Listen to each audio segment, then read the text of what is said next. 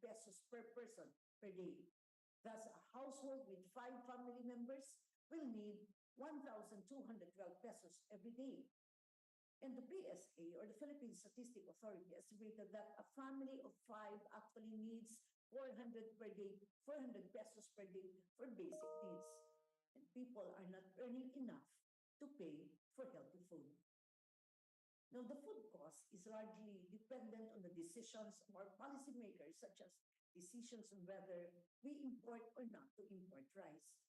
Now, the continued protection for rice has resulted to increase in the cost of rice because it limits the rice available in the market. As a result of the rice tariffication law, the average price of rice has gone down. And so, at the individual level, our decisions also affect our access to food. Bakit nga ba? Every New Year, nanuloka tayo sa pagbili ng bilog ng mga prutas. Dahil papaswerte daw ito sa ating buhay. Pero kung nagbibigay swerte ang mga bilog o mga prutas na ito, bakit hindi na lang natin araw-araw bumili ng prutas? Tama. Samantala, may mga tao naman na ang tingin sa gulay ay hindi ulam. Hindi kumpleto ang pananghalian o hapunan kapag walang karne. So kapag may pera naman, saan ito napupunta? Sa pagkain ba o sa ibang bagay?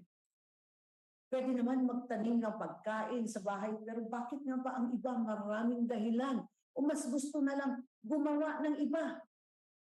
So based on a study comparing the cost of a nutritious diet and how much an average Filipino male adult's food expenditure, it showed that Filipinos tend to misallocate food spending. We spend more on starchy staples such as rice and less of vegetables and fruit, but spend the most on fats and oils, carne. So, however, the average food expenditure is still below the cost of nutritious diet. The challenge is becoming more difficult as food is getting more expensive in our country, the Philippines. Now, according to the World Bank, Filipinos pay about 40% more for food compared to our Asian neighbors, mainly because we have focused support on rice production to the detriment of other agricultural products.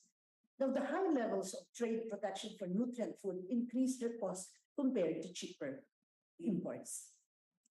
Ano bang mangyayari kapag hindi healthy ang diet at kinakain natin?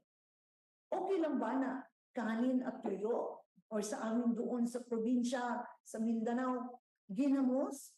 Palagi kasi nabubusog naman, di ba? So, healthy ba ito? Hindi. Kapag kulang ang sustansya, ano ang epekto? Well, madali tayong mapagod, stress, at hindi makapagtrabaho na maayos. Kapag tuloy-tuloy ito, unhealthy diets will have consequence on individuals' health and quality of life, including higher risk of early death. Our right to have adequate food is not fulfilled at all, and it will be hard to achieve the Sustainable Development Goal, particularly on ending hunger. So if we want Filipinos to consume healthy diets, we need to raise the diet quality level. Ano ibig sabihin nito?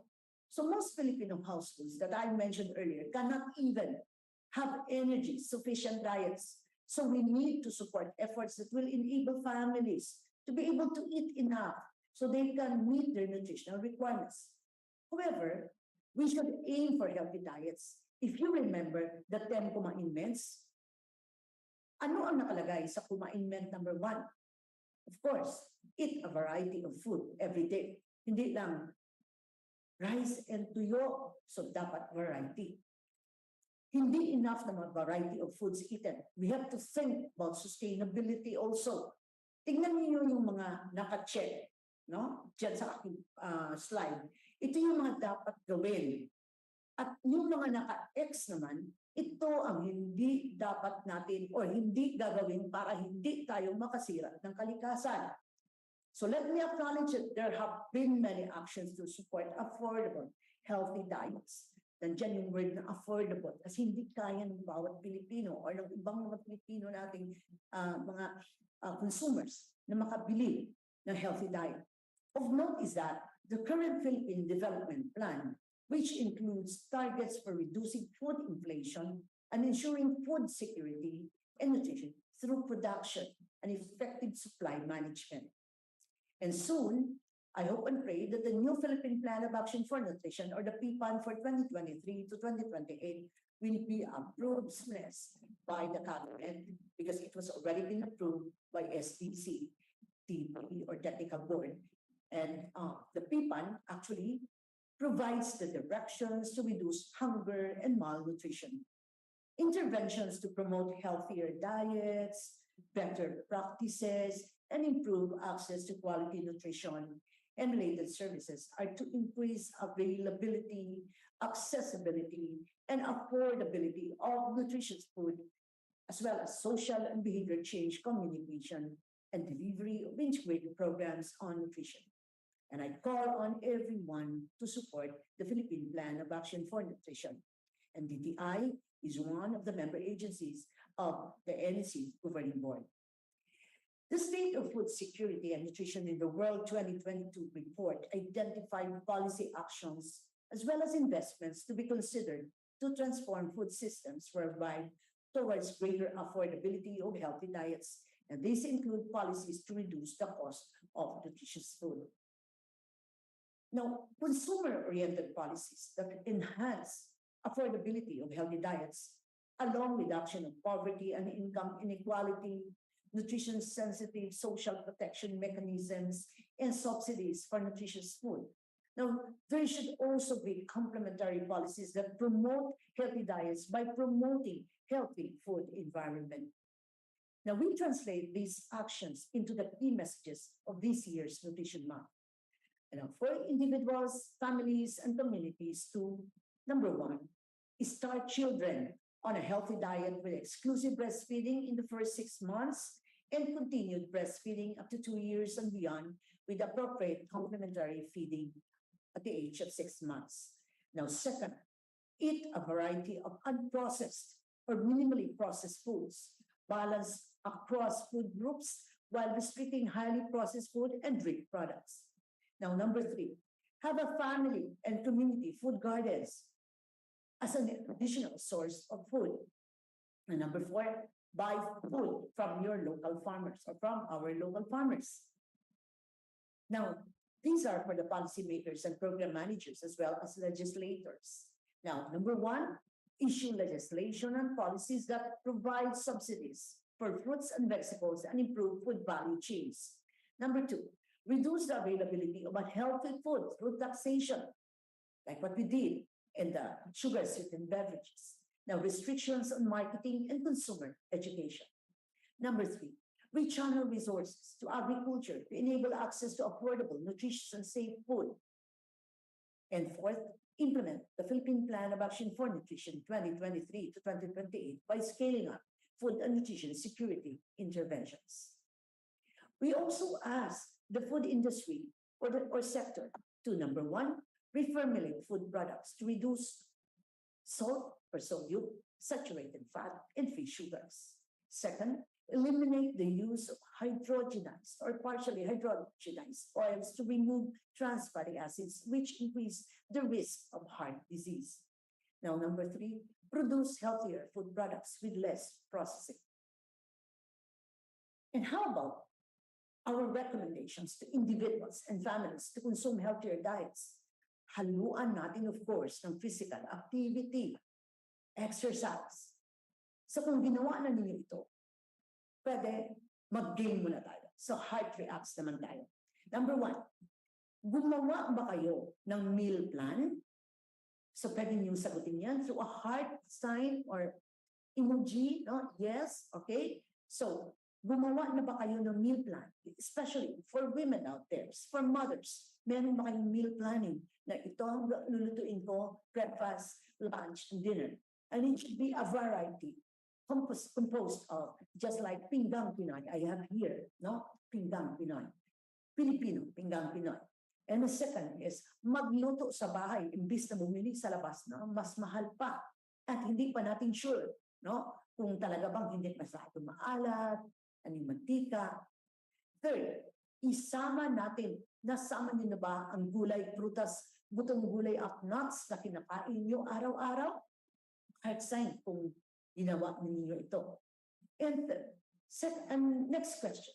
Sino ang kumakain ng masustansyang mga gulay na ito? Green leafy vegetables.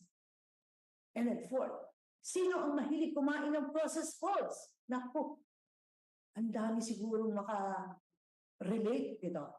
Sino ba ang kumain kami ng breakfast ng bacon, ng ham, ng lahat ng mga highly processed food? So, instead, piliin ang whole foods. Okay, 5, imbes na karne, kumain ng ibang pagkain mayaman sa protina tulad ng butong gulay, itlog, maliliit na isda at dilatang isda. At syempre, sino sa inyong lahat dyan ang my garden? Yung halaman na kakain, hindi yung ornamental. So yung mga plantitas-plantito. Pero din ba kayo halaman yung mga may gulay? Okay? So, kung kayo lahat ay nag-react ng heart sign or thumbs up, 6 times, very good kayo. At sa mga hindi naman, kunyari na lang, sana pinusuan ninyo din ang mga practical rules na ito. So I hope that all of you will support Nutrition Month. So I think, no, dapat lang, hindi lang naman dapat July ang Nutrition Month. That nutrition should be every day.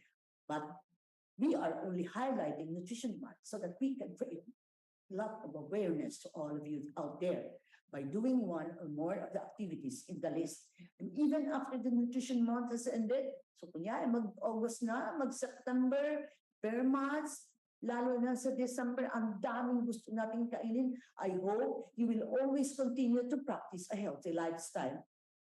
So before I end, let me share the upcoming activity or the activities of the NNC this July. We will be having a Nutrition Month conference in a hybrid setup here in Metro Manila on 26 July, which will also serve as a Nutrition Month culminating event. And other regions, regional offices, and in fact, more provinces and cities have been doing or have been celebrating Nutrition Month since July 1, and they will end up in July 31. So I hope to see you again, even just virtually in these events. I hope everyone understands now the call for a healthy diet, going affordable for all. Let us work together to make this dream a reality in the near future. Thank you once again, and once more, Happy Nutrition Month, everyone. Daghang salamat sa inyong tanan, ug daghang salamat sa DTI. And thank you po at Sec Dayang Hirang for that informative presentation. Good morning po ulit sa ating mga participants here in Zoom and to everyone joining us via DTI Consumer Care Facebook and DTI Philippines YouTube. Before we proceed po with the question and answer portion, here are some reminders. Kindly stay muted unless you are addressing the speaker or moderator directly. Please be also informed na makakapag-download po kayo ng copy ng presentation material after you accomplish the client satisfaction form or the CSF form. That will be posted in the chat box section. Para mas maging interactive ang ating Q&A portion, we encourage everyone to click the raise hand button so we can call you to ask directly to our speaker. Pwede rin po isend ang inyong question sa chat box. Good morning po ulit. Let us now open our question and answer portion. Para sa mga gusto pong magtanong, maaari po kayong mag-raise hand. Ayan. Habang wala pong nagre-raise hands, magbabasa po muna tayo ng questions through online. And for our first question po, Asik Dayang Hirang, marami pong diet or weight management lifestyle such as low protein, keto, vegan, low carb, paleo, SCG. Healthy and safe po ba talagang gawing lifestyle ang mga ito? Recommended ba to follow such lifestyle? Thank you very much, Diana, for that first question. Actually, NNC, I think that was 2 years ago, already issued the resolution regarding the spa diets. That was we call spa diets. So we are not recommending any of this one. And then, kasi ang importante talaga natin is yung isang pinggang Pinoy para sa sa ating mga adults, no? Kasi ang kailangan lang natin is eating in moderation, no? Itong isang pinggang Pinoy, if my screen is clearer, so ito yung pinggang Pinoy natin. So during our elementary and high school years, no, tinuturuan na tayo ng ating mga home economics teachers about go, grow, and glow food, no? So ano yung mga composition natin? So tingnan natin, ha, 1/4, gihati yan siya sa 1/4. So nandyan yung rice, 1/4 lang dapat yung rice sa isang plato, no, para hindi naman tayo masyadong tumaba. And then tingnan nyo dito, so ito merong gulay, so 1/4 din ang gulay. Okay? So, sa isang pinggang Pinoy, dapat 1/4 ang gulay. So, any kind of gulay. Ito dito, green leafy vegetables. And then, 1/4 din ang prutas. So, in fact, yung lahat ng survey natin, majority sa kanila, lack talaga ng prutas kasi mahal daw. Okay? And lastly, yung ating protein. So, pwede na tayo sa fish, pwede naman ng karne, pero lean ang pwedeng nating kainin, and then chicken, poultry, or any other food rich in protein. So, ito lang po ang dapat natin asahan na kung gusto natin mag-lose weight, of course, diet and exercise. So, yun lang po. Ayan, maraming salamat po sa very clear na answer from Asek Dayang Hirang. For our next question naman po, do we need to consult nutritionist if gusto pong mag-intermittent diet ng isang tao? Actually, sa ngayon, kinakailangan talaga magpakonsulta muna bago tayo mag-start ng isang regimen, no? Tinatawag natin. So, there are many nutritionist licensed, nutritionist dietitians all around the country, and you can approach them, consult them. Kasi mahirap na mag-start ka and then may mga adverse reactions sa inyo. So, better be, aware kung anong dapat na gagawin mo through yung counseling ng iyong nutritionist dietitian. Thank you po ulit, Asek Dayang Hirang. For our next question po, our diet should not just be healthy, but also sustainable. Can you share po some tips on how we can make our diet sustainable also? Okay, so ano ba ibig sabihin ng sustainable diet? Ito yung tinatawag natin na the lesser area that the food is occupying, the better. Yun ang sustainable diet. So ibig sabihin nito, di ba, kung baka, cows, cattle, and other mga big animals that we are consuming, the meats nila, that is not sustainable. Yung sustainable is yung prutas, yung gulay, they are kasi importante sa paligid natin. Yan yung prutas at gulay. So, yun ang ibig ng sustainable diet. Kaya ini-emphasize talaga namin, Diana, when you say healthy diet, you should be including 1/4 of your plate ang vegetable and then 1/4 ang iyong gulay. So yun ang sustainable diet na tinatawag natin. So lesser animal intake, meat from animals, but more on vegetables and fruits. Salamat po, Asek. Malaking tulong po talaga ang pinggang Pinoy para po sa healthy diet and sustainable po para sa ating mga consumers. And for our next question naman po, for the celebration of this year's Nutrition Month, what are the NNC strategies in reaching as many audience as possible po? Yeah, thank you. We have a section or unit here at the National Nutrition Council, what we call Nutrition Information and Education Division. So kami yung division na yun yung in charge na disseminate lahat ng key messages gaya nito, lahat ng mga programa, radio, social media, nandyan lahat ang aming gustong i-disseminate sa bawat Pilipino. So all, Filipinos. So yun yung isa na pinaghandaan namin at ginagawa na namin ngayon. Second is, we are very comfortable with our nabalik ko na, social media. So meron kaming FB page, meron din kaming website sa NNC. And then, how many? Parang Yeah, for sure. 4 beses na ako pumunta sa iba-ibang region para mag-celebrate ng Nutrition Month, mag-launch doon. Actually, we have launched in Tagum City. So that's away from the metropolis, no? So right Tagum City para naman lahat ng mga Mindanawans maka-avail, lahat ng doon sa Region 11 pumunta, may mga interagency tayo pumunta doon, farmers, ating mga women leaders, ang ating mga buntis nandoon din during the grand launch. At yon ay live via Facebook. So, na-disseminate natin yung information, ano ang kahalagahan ng tema nitong Nutrition Month, like healthy diet, gawing affordable for all.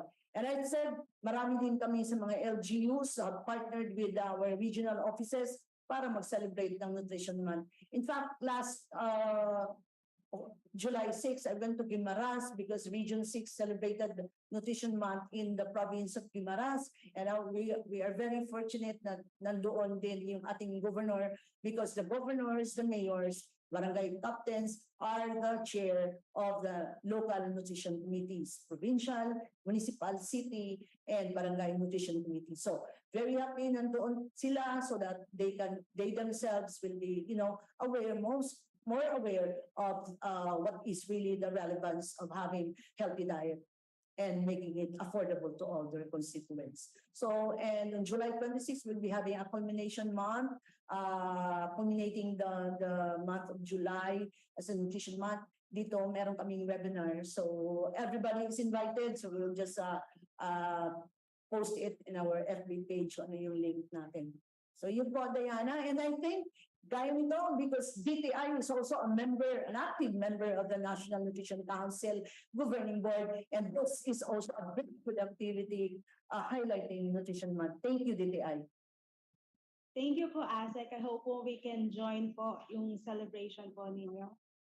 For our next question naman po, we encourage everyone po to click the raise hand button so you can ask directly po to our speaker. And habang wala pa po, ayan, we have from DTI Region 10, Miss Maria Lourdes. Can please unmute, ma'am.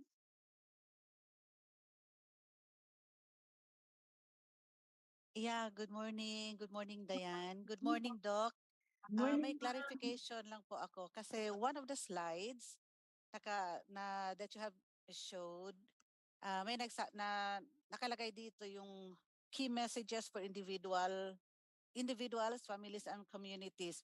Number 1, nakalagay kasi dito, start children on a healthy diet with exclusive breastfeeding in the first 6 months and continued breastfeeding up to 2 years and beyond with appropriate complementary feeding. Clarification ko lang po, does it mean that for the first 6 months ng isang bata, exclusively breastfeeding lang talaga siya, or can we start introducing, kasi parang ang experience ko kasi sa mga anak ko, yung from 3 months onward, nag-start na ako mag-introduce ng fruits and vegetables. Parang yung mga pakunti-kunti lang po na para lang ma-introduce sa kanila yung taste ng different vegetables and fruits. So hindi pa ba pwede na from 3 months onwards? Kailangan after 6 months pa sila mag-start? Yes. Thank you very much for your question. Gaya ko, we're both mothers, no? Yeah. So, malaki na rin mga anak natin. So, anyway, sa guidelines talaga, we do give children exclusive breastfeeding from birth up to 6 months, ma'am. And when you say exclusive, talagang breast milk lang po ang ibigay natin. No vitamins, no anything, milk, because breast milk is already complete. So kayang-kaya na niya palakihin ang baby with continuous exclusive breastfeeding. Now, ang guidelines talaga is we start our complementary feeding or yung tinatawag natin yung weaning food, no? We start it giving at 6 months. So 6 months. So introduce na natin ang more or less adult food na tinatawag natin. So mashed potatoes, mashed kamote, or anything that we would like to add to the meal of the child. No, so we start at 6 months. So and beyond, we continue complement that 6 months with continued breast milk. So breastfeeding. So yun po, ma'am. Madalas gusto natin, ang tendency kasi like me, no, I have a first born, my firstborn. She's already a medical doctor right now. Pero nung 3 months pa lang siya, ma'am, Diyos ko, pinakain ko na siya ng potato. So hindi pala pwede dapat ganun. So, so 6 months na. So yun. Kailangan nang i-follow natin. Why? Because exclusive breastfeeding, yun ang gusto natin na yung breast milk ng mama is enough already to give the child all the vitamins and the minerals and the calories that he or she needs. Okay. Thank you po. Thank you, Doc. Bisaya, taga Ayan, right? Taga Iligan po. Bisaya. Iligan. Salamat. Thank you po again, Asek Dayang Hirang and Miss Lourdes. For our next question naman po. The trade law imposes higher tax on sugary drinks to generate both revenue and reduce the consumption of these beverages. How about food products that have high sodium content? Do we have existing policies on them po? I think wala pa ngayon, but we do have guidelines or resolution from the governing board to have less salt, no? Because we know for a fact that really high salt can produce many diseases, no? So yun yung gusto natin na lahat ng advocacy natin, especially to lawmakers. We started with sugary beverages like soft drinks, colas, and iced teas, and the more yung matatamis talaga. So we are very successful in that, and I think it follows now. In fact, we have been talking, NNC have been talking with the food industry sector, and they are very willing to reformulate their food products, making it less salty. So we're into that, and it is one of the PPAN legislative agenda that we do consider, of course, reformulating food products in the market with less salt. Thank you for that question, and we're in the loop making a bill or a law regarding this one. Thank you so much po, Asek. We received po a suggestion from Ms. Mila M. Espanola from the private sector. Please advise concerned agency to send for more hybrid seeds and seedling to LGU to be distributed to all families. Any thoughts on this po, Asek? Actually, thank you for that question, Ma'am Mila. No? Actually, we have been coordinating with the Department of Agriculture. And in fact, the Department of Agriculture is also an active member of the NNC, National Nutrition Council Governing Board. And in fact, the vice chair, one of the vice chairs. The chair of the NNC Governing Board is the Department of Health Secretary, and the vice chair, two vice chairs are the Department of Agriculture Secretary and DILG Secretary. So going to that question, yes, ma'am, talagang during the Philippine Plan of Action for Nutrition workshop, talagang really told the Department of Agriculture to distribute more seeds and seedlings, especially fruits and vegetables, not just hybrid, no, not just high value, but fruits and vegetables to all families, especially with malnourished children and pregnant women in the family. And they all agree with the targets, and I hope that this year talagang in the regional and then also in the local government units, we will be monitoring that because they already promised or committed that in the investment program inside the Philippine Plan of Action for Nutrition. Thank you for your question, ma'am. Ako rin, gusto ko rin talaga na lahat ng mga kababayan natin, especially in the rural areas that are really food insecure, no? Kulang talaga sa pagkain. So better still the Department of Agriculture and the local agriculturist offices ng mga local government units natin ay talagang bibigyan ng mga malnourished families natin. Thank you. Thank you po, Asek. Nag-raise hand po si Ms. Mila. You can unmute po, ma'am. Yes, ma'am. Hindi naman po kami, good morning po, ma'am. Nag-request po kami kasi pansin po namin, sample lang po, papaya. Pag po yung galing lang doon sa kinonsume natin o kinain natin, the next time na seedling na itanim mo, alam niyo, ang bilis siyang ng bagyo, and then hindi siya nahihinog ng ayos, nabubulok agad. But if it's hybrid na binibili namin in the market, or of course because LGU, ay maganda po. Kaya sana masustain natin yun. Hindi man po kami naghahangad na maganda or kumikita.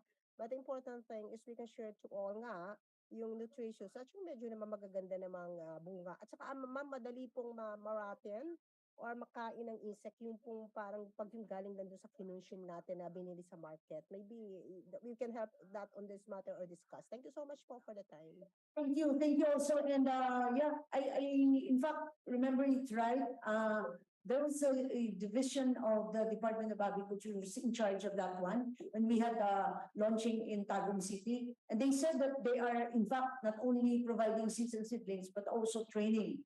No, so I hope that all the regional offices in the Philippines of DA be able to do that kasi yung sa Region 11, active daw sila on giving seeds and seedlings as well as training the mothers and the fathers to how to plant and everything. So thank you, ma'am. We'll also address that when we have a meeting this coming August. Thank you, ma'am. Thank you po, Ms. Mila and Asek. For our next question naman po, are Filipinos consuming healthy diets po, Ate? Not all. Kaya kanina sa aking slide is, kaya natin itong timely itong nutrition monthing ngayong taon. This is a 49th year of celebrating Nutrition Month, and we will be going 50 next year. And lahat ng mga members ng NNC really decided to vote on healthy diet going affordable to all as a thing. Because why not all Filipinos are not consuming diets? Kasi number one, they cannot really afford it. Maraming Filipinos na below poverty line. So, of course, alam naman natin yan. Poor families cannot buy.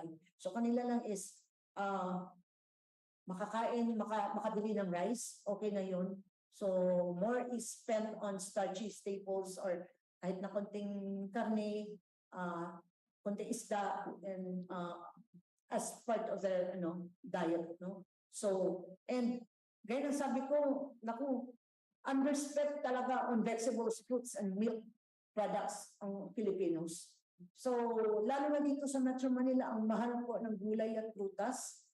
At gaya ng sabi ko kanina sa slide, kung lahat tayo ay parang naluloka para bumili ng bilog ng mga prutas during New Year, so bakit para maging maswerte ang buhay daw pagpasok ng taon? So bakit hindi na lang natin gawin everyday na kumain ng prutas? That is for everybody who are listening right now na maka-afford.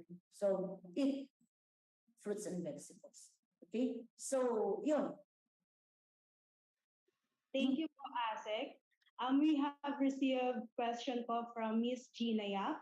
Economic decision factors such as food price and income do influence people's food choices. How do NNC address healthier food choices for low-income families? Okay. Thank you for that question. Very, kanina lang may kausap ako. Paano nga ba maging affordable ang healthy diet? So, ngayon ay role and responsibility talaga ng bawat local government unit. So, gaya na, I'm just setting an example. In Tagum City, ang mura po ng presyo ng mga pagkain. Doon pa lang makikita mo ng isang, ano bang tawag yan? Tinuwa kasi yan sa amin. Tinolang isda. Maraming vegetable. You can eat as cheap as 20 pesos per serving. Ang laki ng bowl. Pero dito sa ibang lugar natin, ang mahal, especially here in Metro Manila, you cannot just buy 20 pesos for a meal, for ang ulam. Okay? So, ito ngayon is challenge natin sa mga local government units na kung pwede increase food production, because food production, not only the Department of Agriculture, but they're doing that. Marami silang plano on how to increase food production for all the Filipinos. But in the local communities, lalong-lalo sa mga may yung komunidad, make a community garden. No? Kung meron mga bakanteng lupa dyan sa mga barangay, make a community garden. Raise small animals. No? Isa yan sa mga ating ina-advocate. Small animals such as chicken, yung madaling mangitlog, kasi ang 18 per day are, good for babies or for children 6 months and up, even for adults, good din ang egg because rich in protein also and calcium. So, yun. And then also, ina-advocate namin na kung pwede, meron din home backyard garden ang bawat pamilya. So, I think very crucial, local government units should provide this to their constituents. Local agriculturist offices should be able to, give variety of seeds and seedlings that are easily grown, no? Gaya na kanina, madali daw maraten. So sana ito ang ina-advocate talaga ng NNC to our local chief executives. This is the reason why whenever I go out from the office, though, I go to attend as speaker, as resource person sa mga LGUs na event, ay yun ang unang-una ko. I am enjoying and asking the help of you local chief executives to provide yung increased food production para naman because when there's a lot of supply, syempre konti ang presyo bababa kasi maraming kompetensya hindi lang dito sa kantong ito ang nagbebenta lahat ng nakahilera nagbebenta ng mga fruits and vegetables and even lean chicken and eggs. Thank you po again, Asek Dayang Hira. May nagre-raise hand po, Epi Galido. You can unmute po. Hi, good morning. Tatanong ko lang po, yung sa backyard gardening kasi, yun na yung trust ng yung katulad ni sinasabi nyo.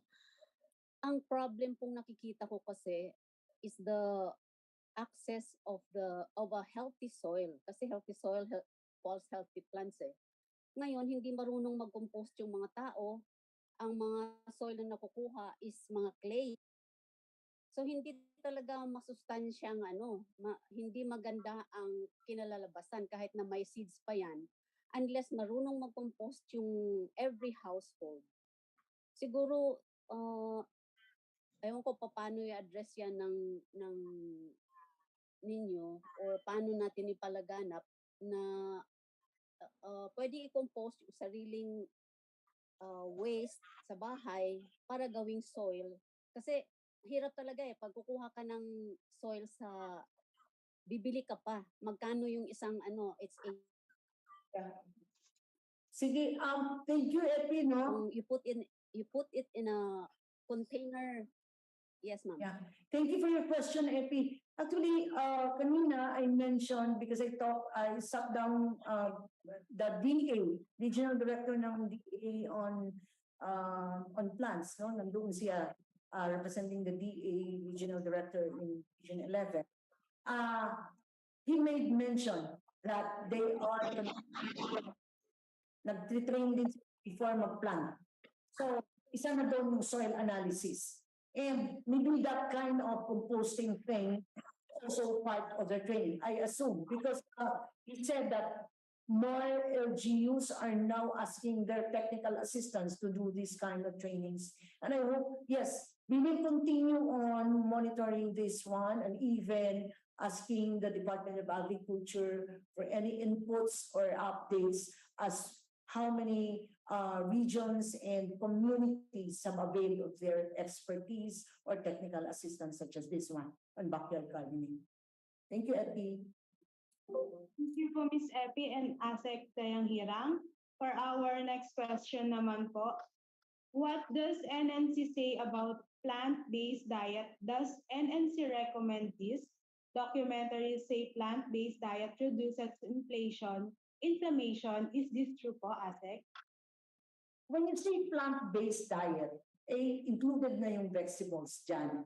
So, as we said, as I've said earlier, we are advocating really for inclusion of fruits and vegetables in our Pinggang Pinoy.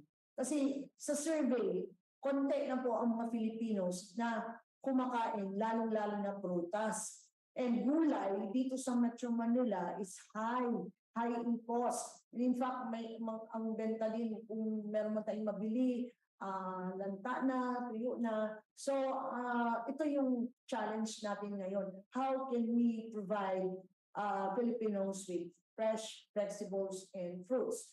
Nevertheless, the question is also on the affordability. No? So, isa na yan na challenges natin, but plant-based is considered also a very good, diet. You include not eating only vegetable first, then eat a variety of food. May source of carbohydrate ka pa rin at may source ka pa rin ng protina. So, plant is there, vegetables is there, but dapat meron talagang complete diet. So, yun po. Thank you po, Asek. We received comment po from Levi E. Cabata. Is it not advisable to eat more fruits if you are diabetic? Of course, what I am talking here is for normal adults, no, and normal children. When you have diabetes, of course, you have to limit the intake. Kahit na sabihin natin na marami tayong prutas sa bahay, but in a diabetic diet, you should always follow that, no matter what. Kasi ang diabetes naman ninyo ang mag-shoot up kung puro na lang prutas ang kainin nyo. In fact, ang one diabetic diet I saw also when I have my training also in way back in med school is hindi pwede yung kainin mo yung buong mangga, yellow. Kailangan isang pisngi lang, huwag mo naman ubusin kasi baka shoot up yung sugar. So yun po.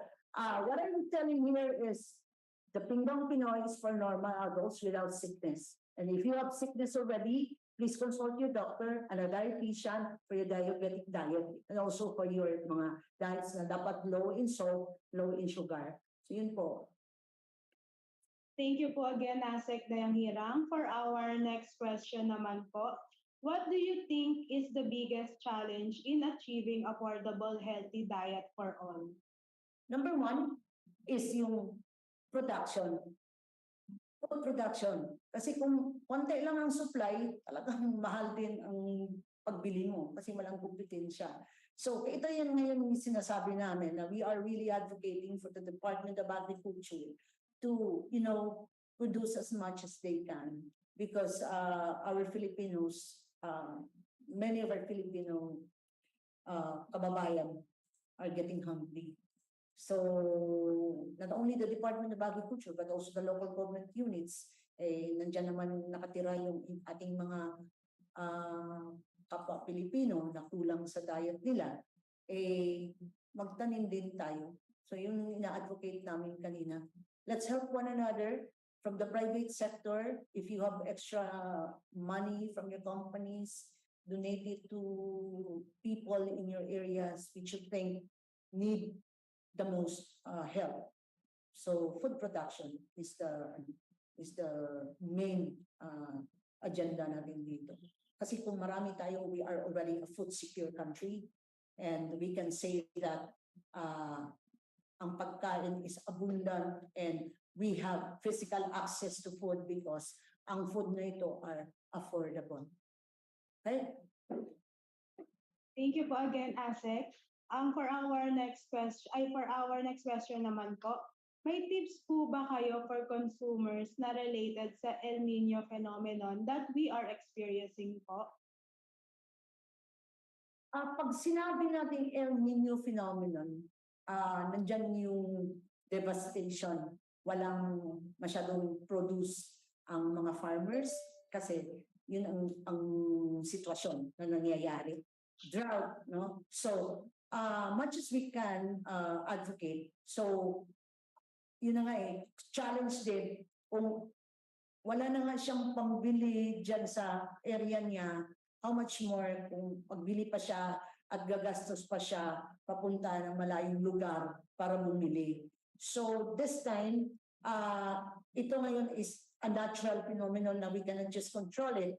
So pag may El Nino, ito ngayon ang sitwasyon na sinasabi natin magtutulungan, no? So kung merong mga water facilities na pwede naman i-water natin lahat yung mga pwedeng taniman. So yun yung pwedeng i-help ng bawat individual natin. So if not, in a neighboring community, if they have ample enough that we are not experiencing the present El Nino, so pwede naman doon pag-ambag-ambag. No? Ito yung pagiging resilient ng isang Pilipino. In fact, merong ng survey ng United Nations, ano nga ba ang ginagawa ng bawat pamilya nung panahon na taggutom dahil sa COVID-19? Ang number one na trait ng isang Pilipino is magdadamayan.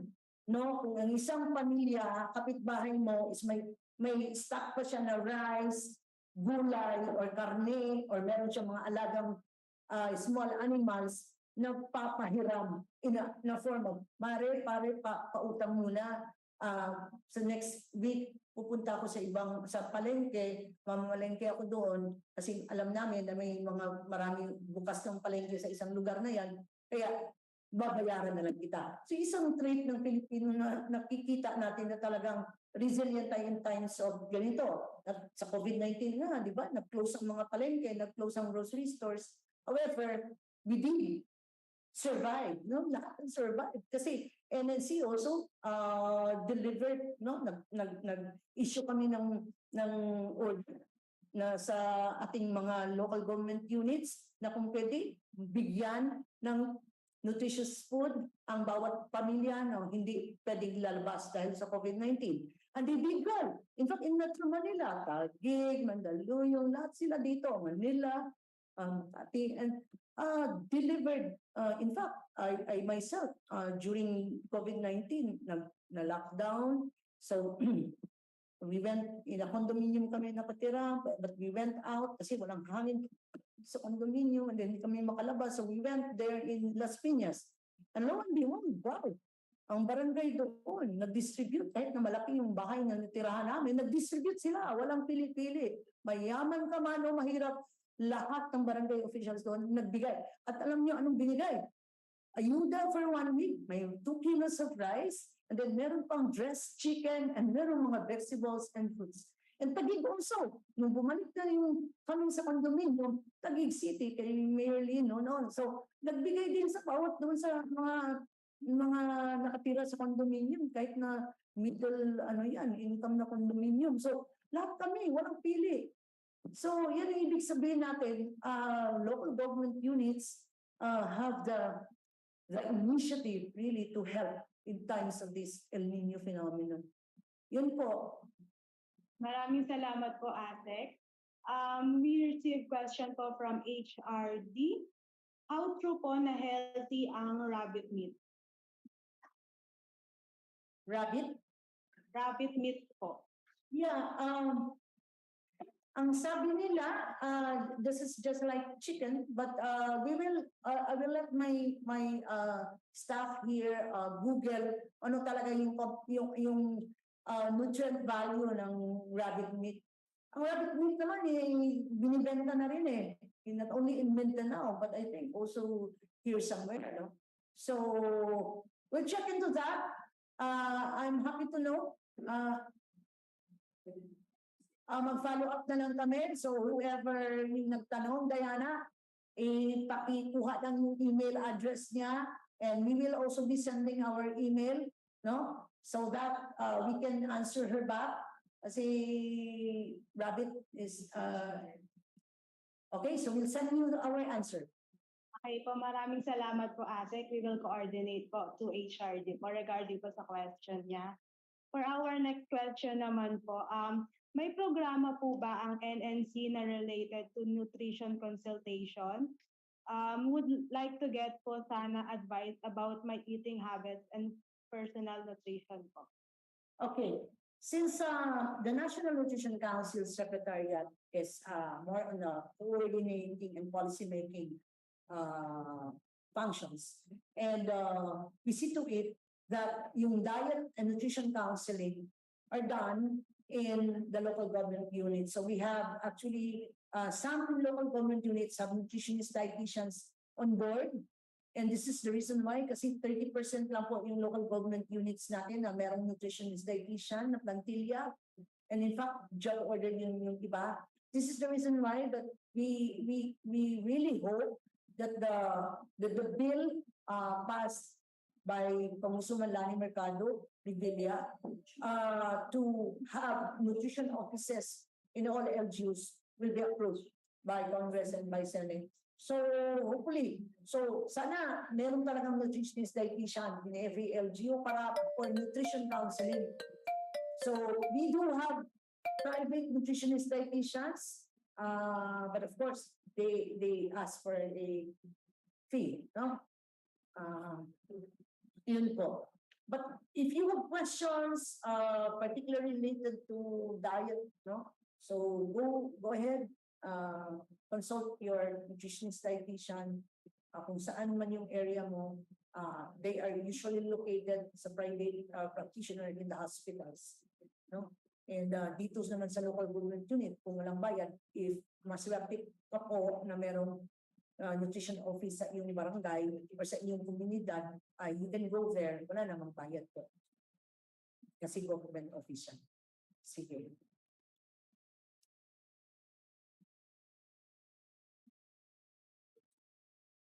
Diana, naka-mute. Naka-mute. Thank you po, Asek. Again, para po sa mga participants po natin na gusto pa pong magtanong, we encourage you po to click the raise hand button so you can ask directly to our speaker po. Ayan, wala pa naman po tayong nakikitang nag-raise hand. Thank you very much, Diana. But we will be posting our official NSC webpage at the same time email address, so that for those who are interested and for those other questions you want to, to send, paki-email. Asan yung email address natin? Ano yung slide? Okay. Ito yung sa Facebook page, meron kaming NSC official at meron sumasagot sa inyong mga question dyan sa PM, private message. And we have also NSC official National Nutrition Council Central Philippines at the YouTube. And we have also email at email at natin, info@nsc.gov.ph. Yan, sa slides. Sa slide na yan. Okay? Thank you po, Asek. Total, wala naman na po tayo nare-receive na mga questions.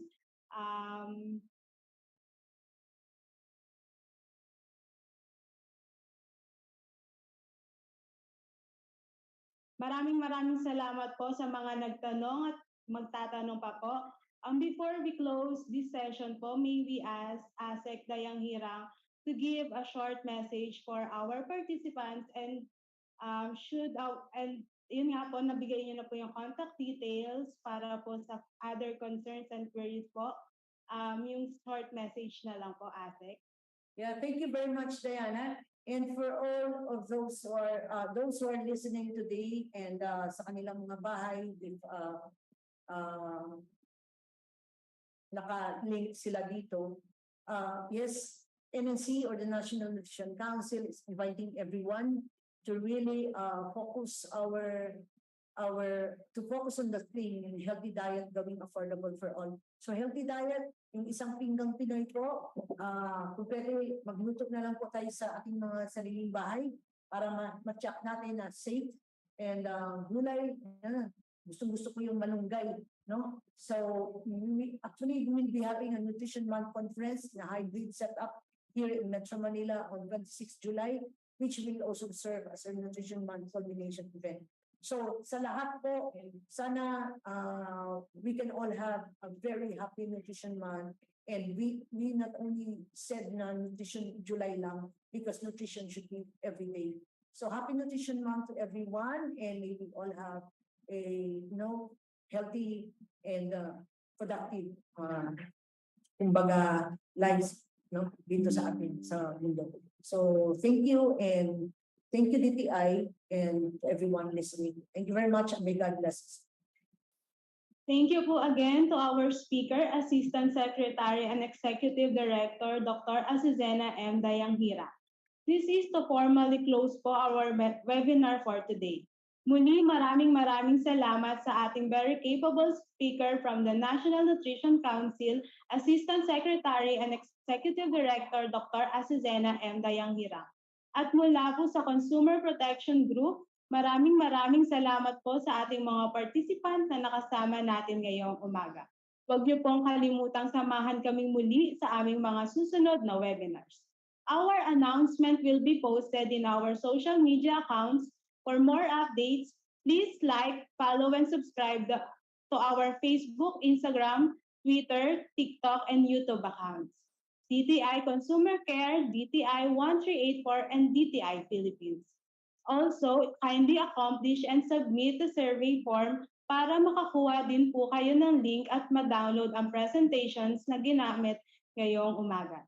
Thank you so much everyone, and stay safe. Para sa ating mamamayang Pilipino, para iwas daya dapat wais at alisto. Mainam maging mapagmatsyag at mapanuri tayo. Palakasin ang boses ng ating mga consumer. Dapat tama bawat presyo at serbisyo. Produktong pasado, lalo ang mga pangunahing bilihin. Ang kalidad ng mga produkto at serbisyo ay pangalagaan ng lahat, tayo ay panalo. Layunin ng DTI ito. Ipatupad Price Act 7581, Consumer Act 7394, Product Standards 4109, for Consumer Care at iba pa, tayang 1384. Ipalaganap karapatan at tungkulin, kaalamang tama sa consumer ibahagi. Tulay sa kaunlaran, kalakalan ay palakasin. Ito ang pagbabago para sa ikabubuti natin. Dapat tapat bawat presyo at serbisyo. Produktong pasado, lalo ang mga pangunahing bilihin. Ang kalidad ng mga produkto at serbisyo ay pangalagaan ng lahat, tayo ay panalo. Layunin ng DTI ito. Ipatupad Price Act 7581, Consumer Act 7394, Product Standards 4109, for Consumer Care at iba pa, tayang 1384. Dapat tama, dapat tapat, mula sa DTI ito.